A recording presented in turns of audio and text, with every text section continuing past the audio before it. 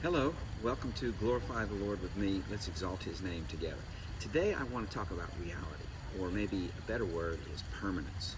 We tend to think that this world that we live in, things that we can see and touch, are the only real things. And while they are real, the Apostle Peter teaches us that the whole universe is dissolving and that a new heaven and a new earth are coming, one where righteousness truly resides.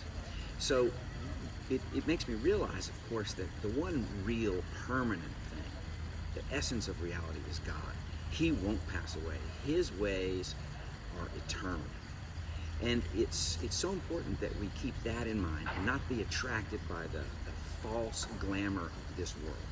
And the Psalms gives us some tools to help us think about this in a good way. In fact, they make a couple of very clear distinctions between God and idols. And I think of idols as things that we give ourselves to that we really shouldn't. It's wrong to give ourselves to them. And so let me read a couple of those very helpful Psalms. Psalm 96 teaches this: "For all the gods of the nations are idols, but the Lord made the heavens. Splendor and majesty are before Him. Strength and glory are in His sanctuary." It's so great how the psalmist is very specific. He says the real God, the one who created everything, is the one to focus on and give yourself to. Then Psalm 115 says this: "Why do the nations say, 'Where is their God?' Our God is in heaven. He does whatever pleases Him." I've talked about that psalm before. But then it goes on to say this: "But their idols are silver and gold, made by human hands. They have mouths but cannot speak, eyes but cannot see. They have ears but cannot hear, noses but cannot smell. They have hands but cannot feel, feet but cannot walk, nor can they utter a sound with their throats.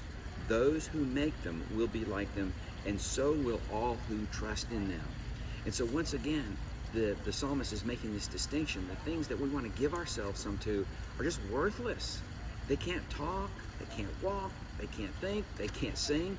And so we don't want to be like them. We want to be more like the God of the universe. So let me just end with Psalm 95, which is this is not a distinction. This is just another great declaration about our God. It says, "Come, let us sing for joy to the Lord. Let us shout aloud to the rock of our salvation. Let us come before Him with thanksgiving and extol Him with music and song. Because the Lord is the great God, the great King above all gods. In His hands are the depths of the earth, and the mountain peaks belong to Him."